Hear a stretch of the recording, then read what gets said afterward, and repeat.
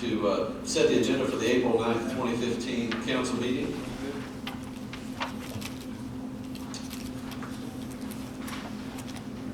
Diane is sitting in for us tonight. Would you please have the roll call? Mayor Lambert. Here. Vice Mayor Bradley. Here. Councilmember Taylor. Here. Councilmember Manning. Here. Councilmember Sewell. Here. City Manager Hyatt. Here. City Attorney North. Here. All right, we have a few different things on the work session agenda, but before we get into that, I spoke with some of the folks from Exit 1 LLC this afternoon, and they mentioned they would be here tonight and wanted to provide an update for us. And so I will welcome John Healy and Ethan Wood if Ethan wants to come up and do that for us. Is this working? Thanks, Mayor. Sorry, I'm a little flustered. I got stopped in the parking lot and lost my train of thought. I wanted to come up here and talk to you all about where we stand today on our project. I know I saw a video from the council meeting 2 weeks ago, and I felt like with the rumor speculation, just come up here and set the record straight of where we stand on the project. We have talked for months now about an April 1st date. That April 1st is a date that is the first day that we contractually are able to deliver the building pad to Bass Pro. We would have liked to have been able to do it sooner, but that's the first day they're willing to accept. So we have somewhat of a self-imposed delivery date or a self-imposed deadline of April 1st because we're trying to deliver the pad to them as soon as we can. As of today, this afternoon, we are on grade. The pad is ready, so we are ready to deliver it to Bass Pro on April 1st, in spite of what you may hear. So today we finished. We've worked late a couple nights because in fear of the rain coming again, but we are on grade as of today. So Bass Pro will begin to do their inspections on the site, and we will have the pad ready for them to deliver April 1st. So it is currently done. We will continue to raise the rest of the property.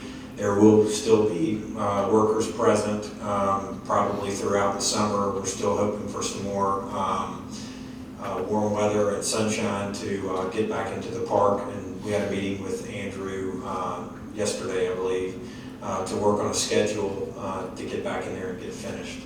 But I wanted to say first off that we appreciate all of your support.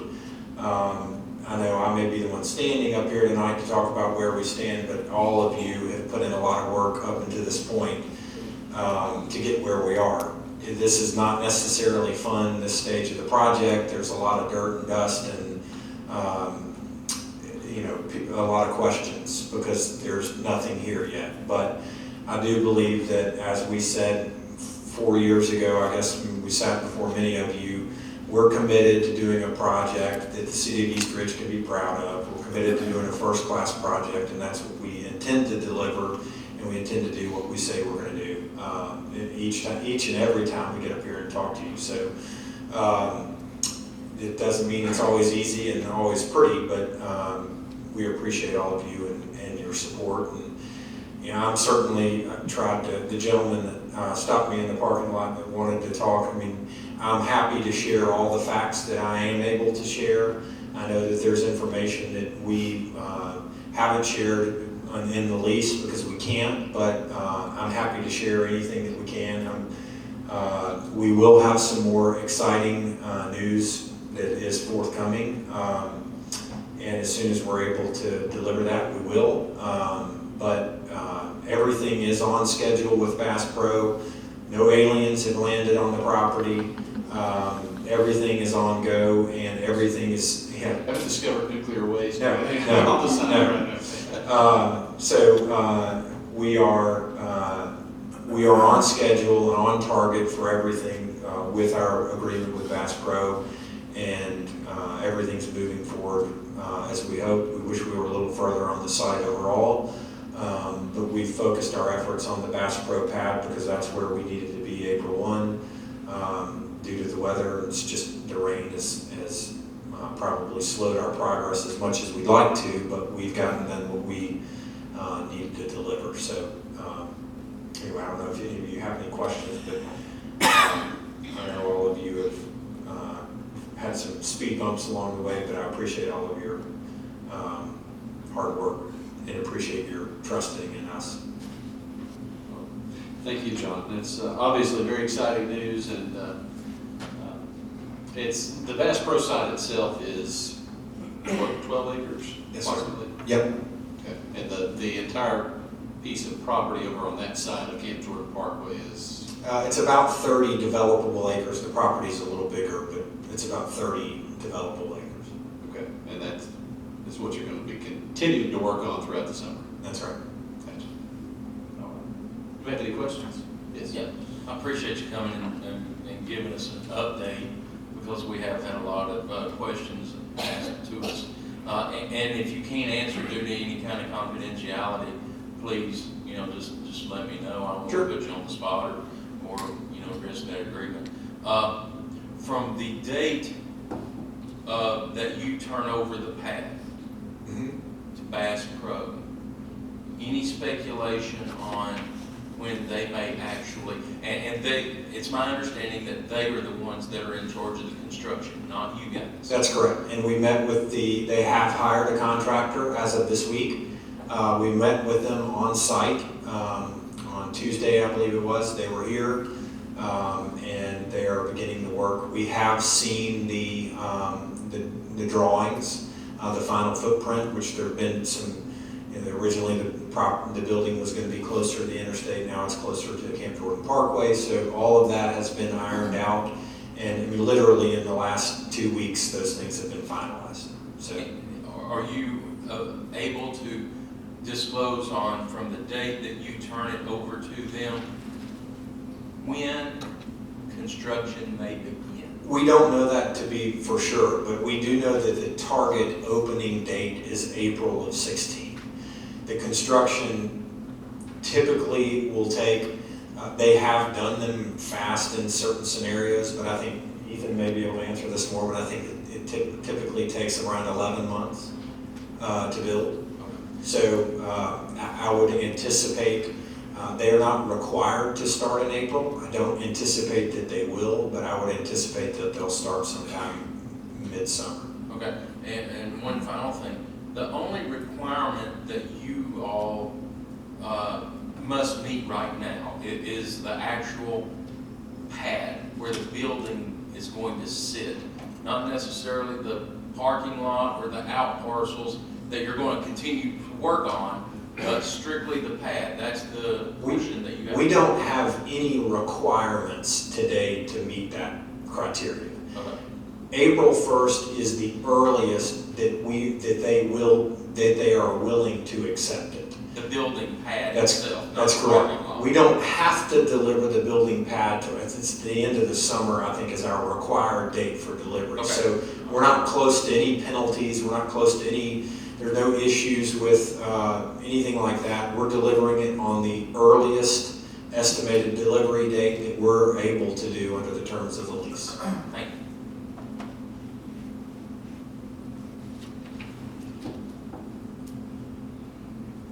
Thanks for your comments. Thank you. Yes, all. thank you very much. Obviously, very exciting news. Mayor, if I may, just on the heels of this conversation and the one that was brought before us last week, I've asked that to get some information together on the incentive agreement related to the Board of Region Retail Development District. Article 2, the project incentive with IDB, the City Council, and X1 LLC. So that we'll just go over the payments that have been made, where we are with the next payment. So we've got all that out on record, please, sir. Thanks, Mr. Hyde. Mayor, members of the council, at the last meeting, a citizen expressed some concerns or questions about the project and the timeline and requirements that the city had agreed to as related to the project. So I thought I'd just run through those really briefly. Article 2 of the incentive agreement, which was adopted on the 15th of August last year. Section 2 refers to the location assistance, which the deliverable there to Bass Pro is that site-ready pad. And the incentive from the city to be passed through the IDB and to the developer for the deliverable was $4 million. And according to Section 2 of the contract, Part A through Part D, each one of these sections outline exactly what's required of the developer and for what amount. And on the 26th day of August, 2014, we provided the first disbursement of $200,000. That was provided after the developer provided a certificate certifying that they had entered into a letter of intent to execute the lease with Bass Pro, that the initial term was not less than 20 years, that the developer agreed to construct and lease from Bass Pro a retail shopping facility to be utilized as the Bass Pro shop.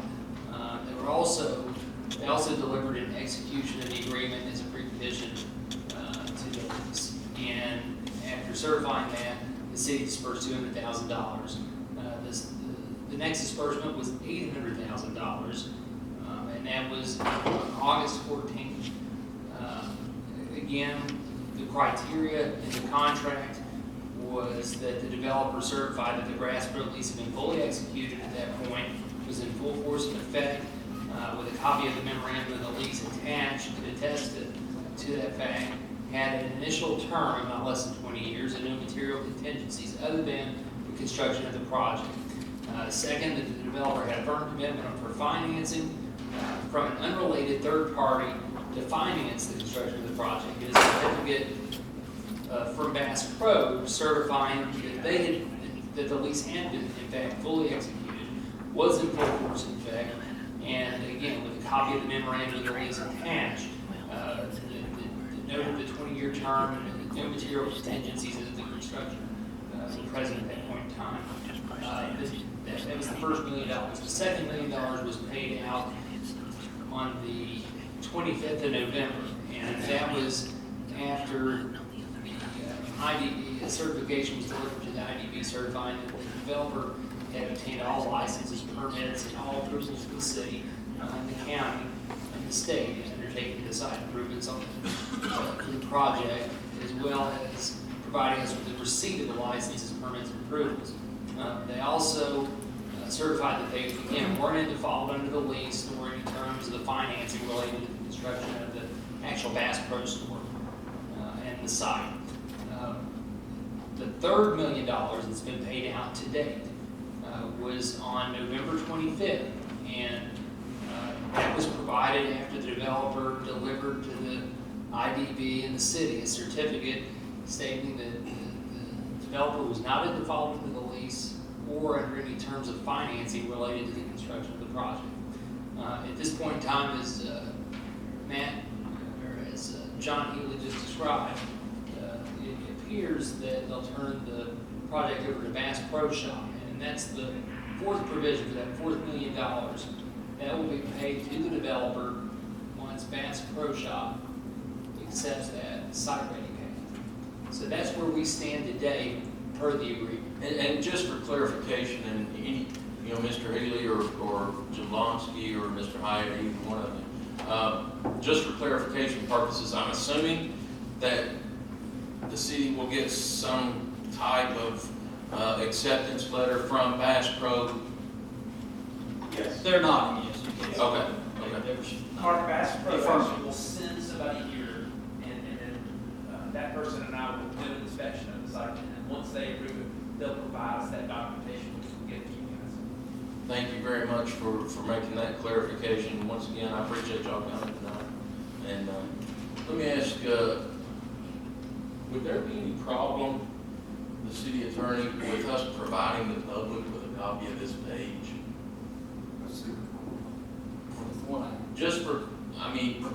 Just providing that page may, maybe answer a lot of the questions that are being brought up. think this is public information, but I that was all taken from a resolution or Right. from finance Here you go. transaction reports. Right. We can certainly do that, sir. Mr. Hagan, you want to come over here and take a look at this?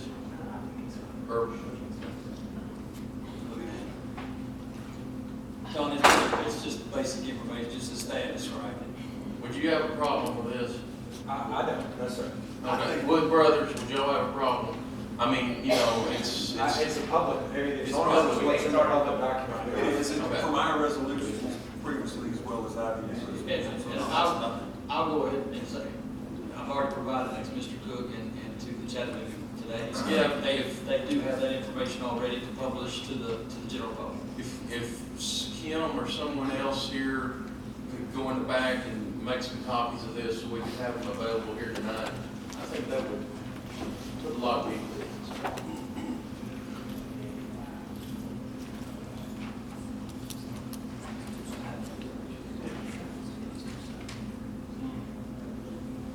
Absolutely, absolutely. I think you're right. It clarifies this. And I know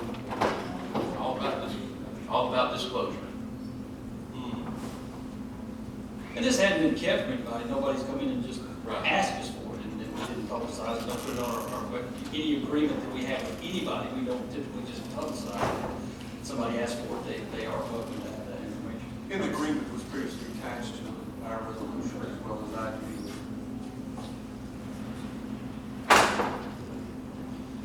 Thanks again, guys. And thank you, Fed, for providing this summary. All right, as we move to old business on the work session agenda, ordinance number 985, which would be before us on second and final reading, potentially. If you don't mind, that'd be great. An ordinance of the City Council of the City of East Ridge, Tennessee, to amend Title 14, Chapter 2, Section 14-201, zoning ordinance number 481, Article 2, Section 101, general definitions, Article 5, Section 1103, uses permitted on review, Article 5, Section 1203, uses permitted on review, Article 5, Section 1403, uses permitted, Article 5, Section 1505, prohibited uses in structures, Article 5, Section 1605, prohibited uses, and Article 7, Section 114, alternative financial services, relative to zoning regulations concerning alternative financial services establishments. Second time reading, Thank you, sir. Have any comments or questions? Obviously, if it will be the next time up for second and final reading, it's on our agenda tonight for first reading. So, I do. yes, absolutely. Under the minimum development requirements, 1,320 feet, can we not extend that from an existing? I would think that would be allowed. You can do, we can plug in any, That was one of my questions, because up here, right above where he's reading this, you're reading 1,500-foot radius. So you're talking about taking back property line, putting a string right there, walking in a circle with a radius going 1,500 foot. So that's the max we could be close to a property line. yes, The minimum's gonna be 1,320. right. Now, we're actually talking about. Well, we were talking about 500 feet on the next page for residential. Yeah, Residential, yeah. but right here, you're talking about 1,320 foot to any other alternate, and this 1,500 is considered the same thing. Any other alternate, Right. you're going property line to property line. Correct. Okay, so then you're talking about a radius, and the radius is a circle, and eventually you're gonna get further away from it. So we're talking about going from this property line to this property line, the closest point, Yes. it's gonna be 1,500 foot, the max. Right. But then you're also going around 1,320 foot, the minimum. Right.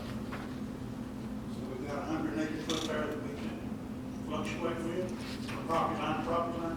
Yeah. And again, that's what the city of Chattanooga, how they get it, the numbers that they plug in, so we all can eliminate it all.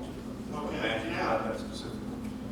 Now, my next question is, from property line to property line is, Down up there in the middle of the Osborne Shopping Center.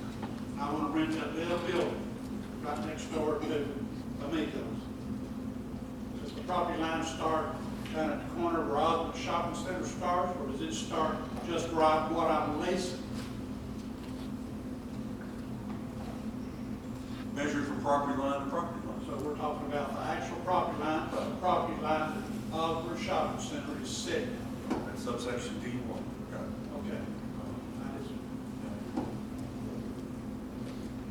We as a leasing, not leasing that whole property, while I'm leasing is that 1,000 square foot building. Right. Property line to property. Okay. Have any other questions? Obviously, we will talk much more about this in just a few minutes. All right. Item B, discussion of the community service program. Mayor, a few weeks ago, Judge Helton came to me and asked me if we would be interested in working with the courts on a community service program. And of course, I said yes, because we get some free labor, plus the people that are sentenced to community service have to pay the city in order to do that. So we'll be bringing this to you next meeting to set the fees and set the fines, that will be charged for individuals who would be subjected to community service. We're getting a plan set up for what we need to do, how we need to set it up, who we need to supervise it, so we're getting that rolling, getting the forms ready to go, so this will be coming before you next week. Now, will we need an ordinance or, a resolution for that? Yes. Need a resolution.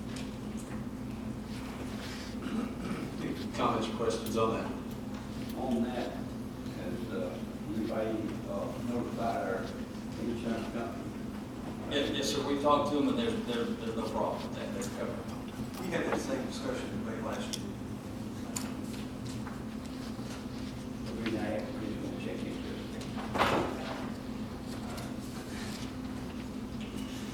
All right. Moving on to new business, here on first reading, potentially ordinance number 986. An ordinance of the City Council of the City of East Ridge, Tennessee, to amend the zoning regulations and the zoning map of the City of East Ridge, Tennessee, to rezone the property located at 503 Frawley Road, R1 Residential District and A1 Agricultural District, to RZ10 Lot Line Residential District. Be on first reading on that. This has already come through our planning commission here in East Ridge and is now in the hands of the council. I have a disclosure that I don't think would matter because my brother and his survey company has done this precise survey. And I have no monetary interest in the company, nothing like that. And I just like to get guidance on whether I vote or, because I have nothing to do with the company. It's good to disclose it regardless, so yeah, absolutely agree with that.